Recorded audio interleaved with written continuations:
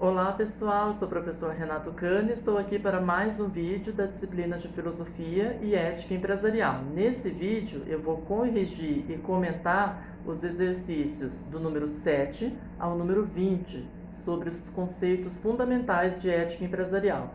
No outro vídeo eu já corrigi os exercícios do número 1 ao número 6, então se você está chegando nesse vídeo primeiro, eu recomendo que primeiro você assista o outro, porque eu fiz alguns comentários que podem ajudar muito nesses casos aqui.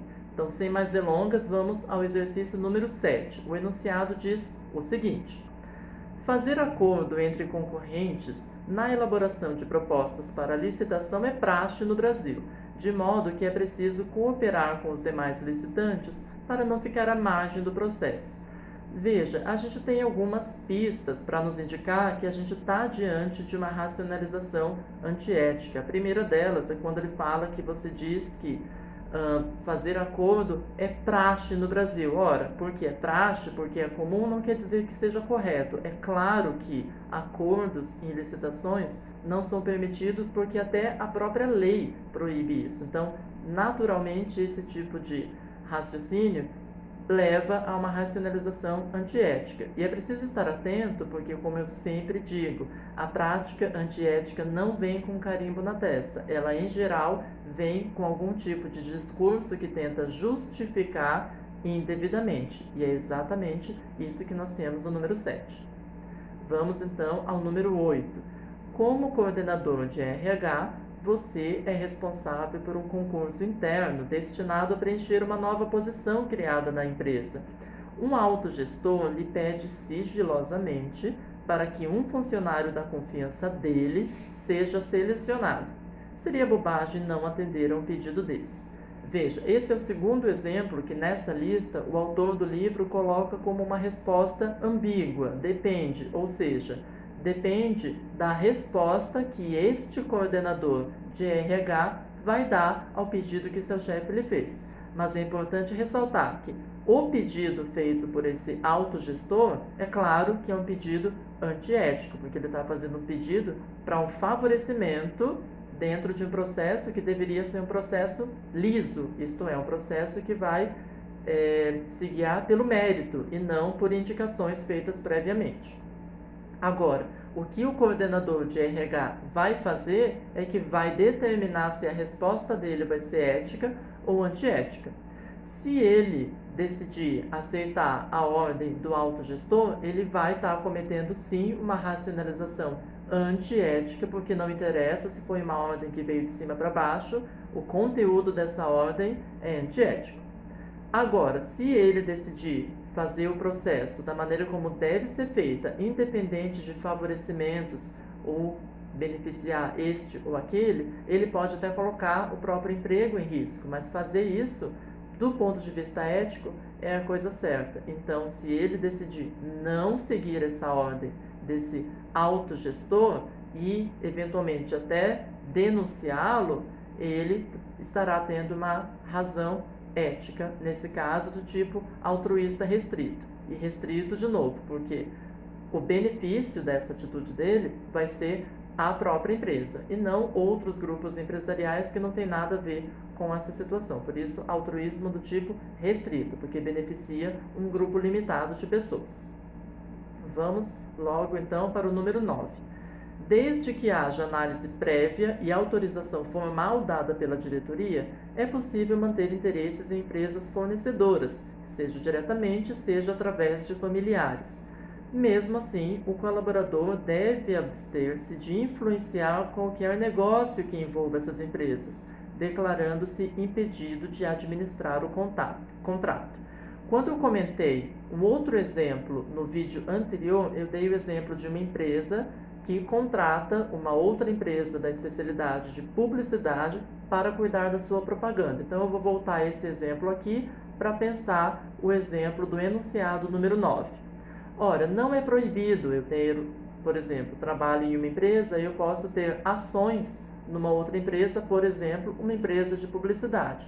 Agora, o que o número 9 está dizendo é praticamente uma aula de ética. Então, aqui a gente tem uma razão ética do tipo também de altruísmo restrito, porque vai estar beneficiando a própria empresa. Por quê? Porque você tem, olha, ele cita uma análise prévia, uma autorização formal, né, documental dada pela diretoria, e você cita no final que ele pode declarar-se impedido de administrar um contrato. Então, se eu trabalho na empresa A, tenho ações na empresa B, é claro que se eu for administrar um contrato entre essas duas empresas, eu terei o meu interesse privado colocado aqui num conflito de interesses da empresa e o interesses da empresa que eu sou acionista. Então, eu não vou poder administrar esse contrato. E aqui ele coloca da melhor maneira possível, priorizando o valor da transparência, porque ele fala de uma análise prévia, de uma autorização formal e de aquele funcionário se declarar impedido de administrar o contrato. É muito bom esse exemplo para a gente pensar como é que as coisas devem acontecer na prática. Razão ética, portanto. Vamos lá ao enunciado número 10.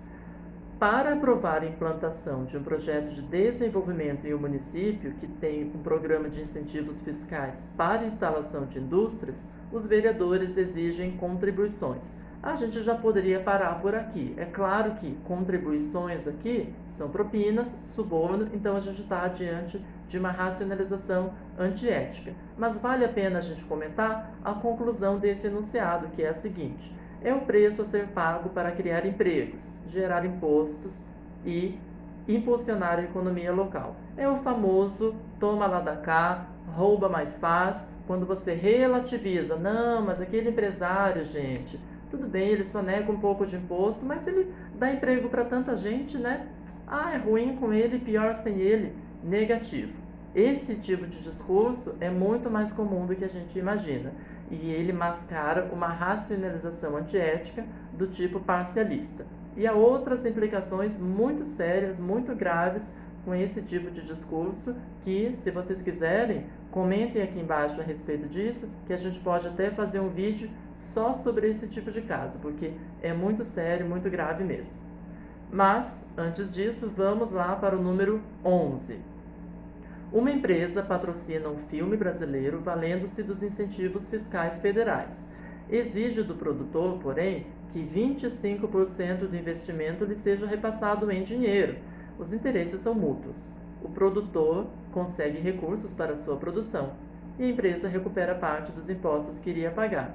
Bem, esse número 11 está relacionado à própria Lei de Incentivo à Cultura, a famosa Lei Rouanet. Ora, quando a gente está diante de uma lei como essa, ela já prevê no seu escopo o acordo de renúncia fiscal.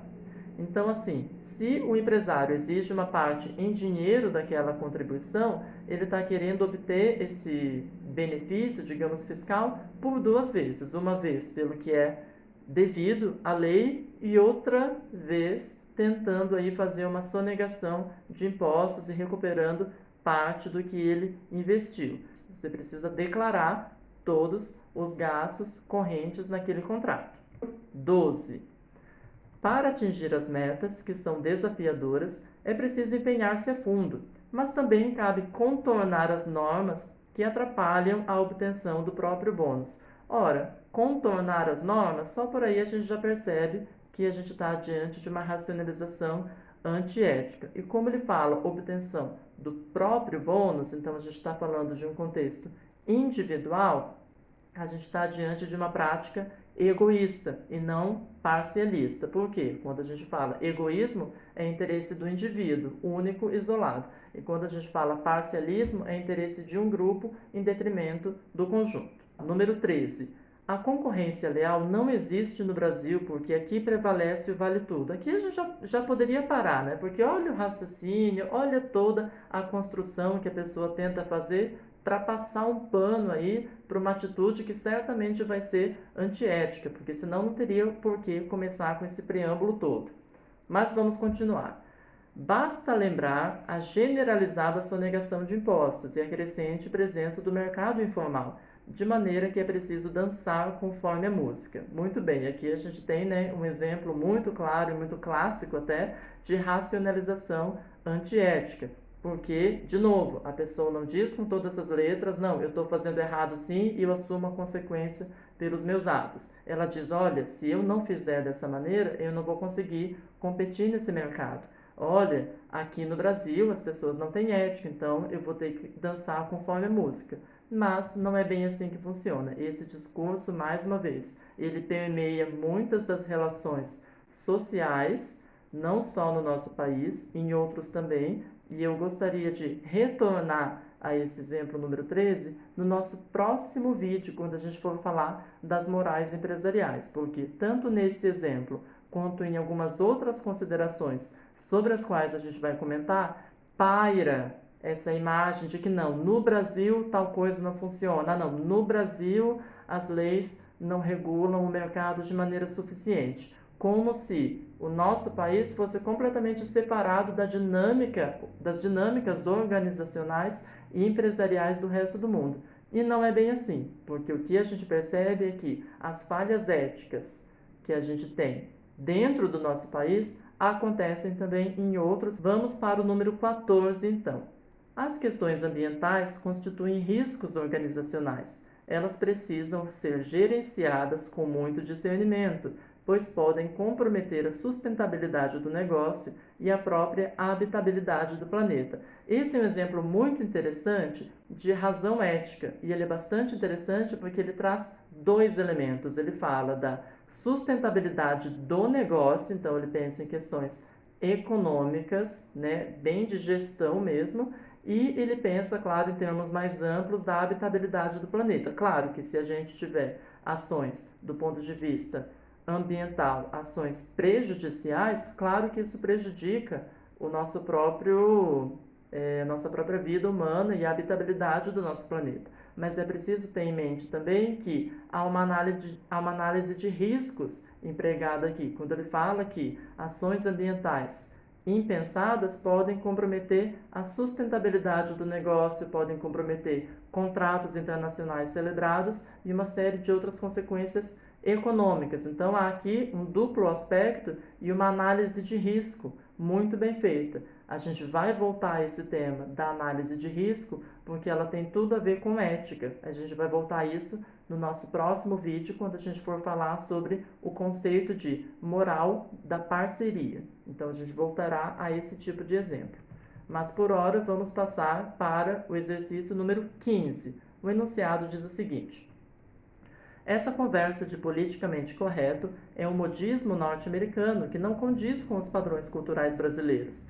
Aqui não há problema algum em fazer brincadeiras com os trejeitos dos gays, a pança dos gordos ou a burrice dos portugueses. Todo mundo acha graça. Preciso explicar, gente? Não, né? Antiético. Obviamente não tem menor sentido, né, esses comentários e essa racionalização que se diz. Todo mundo acha graça. Todo mundo quem, né?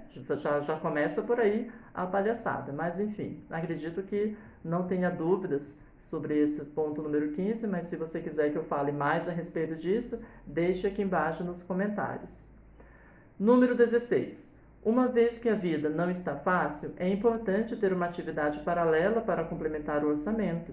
Assim, não vejo mal algum em fornecer a colegas os produtos de que precisem durante o expediente. Isso evita que eles os procurem nas lojas. Bem, é o famoso aqui comércio, né, informal durante o horário do expediente, de produtos, né, de catálogos, que a gente não precisa aqui citar as marcas, ou de outra natureza. Veja, a rigor, se a gente está no horário do expediente, a pessoa está sendo paga para trabalhar para aquela empresa que a está pagando. Então, isso já tira por aí toda outra consideração que ele tenta fazer para dar uma cara ética e justificável a esse caso aqui. A gente está diante de uma racionalização antiética em que pesem, né, todas as dificuldades que a gente sabe que muitos de nós brasileiros temos, de que tem que estar complementando a renda de outras maneiras. Mas da forma como está colocada, isso não basta para revestir essa atitude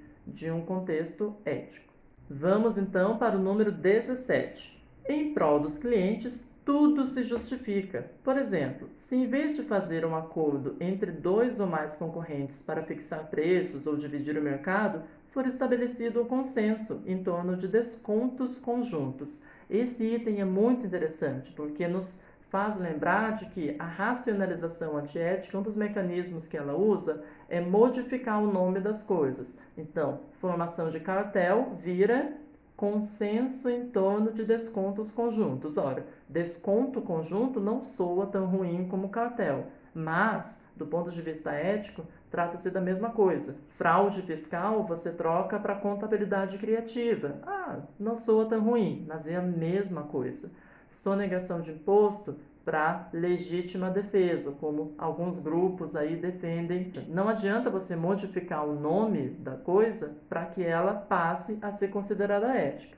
E mais do que isso mostra como a sensibilidade moral das pessoas a respeito de um determinado tipo de comportamento, ele tem tudo a ver com os valores assumidos por esse grupo de pessoas. E os valores de um grupo de pessoas estão expressos nos conceitos que elas utilizam para chamar as suas práticas e fenômenos sociais. Portanto, mudar de nome ou dar o nome certo às coisas como elas realmente são, isso é uma questão muito séria. Os nomes expressam os nossos conceitos, que expressam os nossos valores, que formam a nossa sensibilidade moral. Então, o nome das coisas é muito importante, não deve ser desconsiderado por nós. Ao número 18, estamos quase chegando ao final.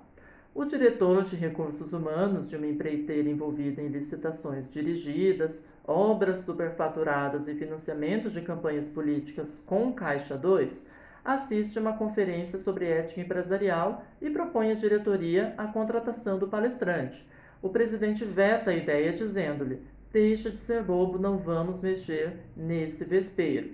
Aí, claro, a gente está aqui julgando a atitude daquela pessoa que recusou ter essa palestra ou esse debate aberto sobre questões éticas dentro da sua própria empresa. Uma vez que ele mostrou a intenção de colocar todos os problemas aí da empresa para debaixo do tapete e não resolver esses problemas, a gente tem uma racionalização antiética, um parcialismo. Ah, não vamos mexer com isso agora, deixa quieto, continua assim, time que está ganhando não se mexe. No número 19 temos o seguinte: para coibir o roubo em supermercados, as empresas costumam instalar sistemas de vigilância. Esse exemplo é importante para a gente relembrar o conceito de altruísmo restrito. E claro que a gente tem aqui uma razão ética, não há nada que proíba a instalação desse tipo de equipamento de segurança. E é altruísmo restrito porque as pessoas que serão beneficiadas são os próprios funcionários dessa empresa e também os clientes que fazem compra nesse supermercado. Portanto, você tem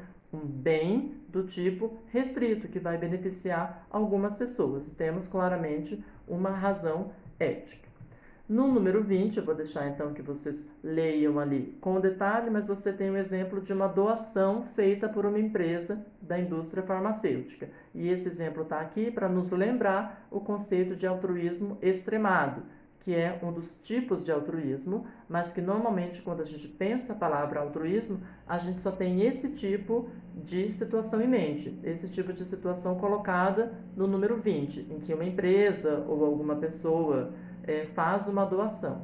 Isso se encaixa naturalmente como altruísmo, é o tipo de altruísmo extremado, mas não é o único tipo de altruísmo. A gente viu ao longo dos nossos exercícios que também existem exemplos de altruísmo restrito e altruísmo imparcial, em atitudes que não se assemelham com essas de você realizar doações. Isso é importante para a gente ter em mente e lembrar que considerar os interesses dos demais não acontece somente nesse tipo de atitude mais ligada à filantropia, mas também em outras atitudes muito mais próximas da prática e do cotidiano das empresas. Chegamos ao final da nossa lista de exercícios. Se você ficou até aqui, eu só posso lhe agradecer.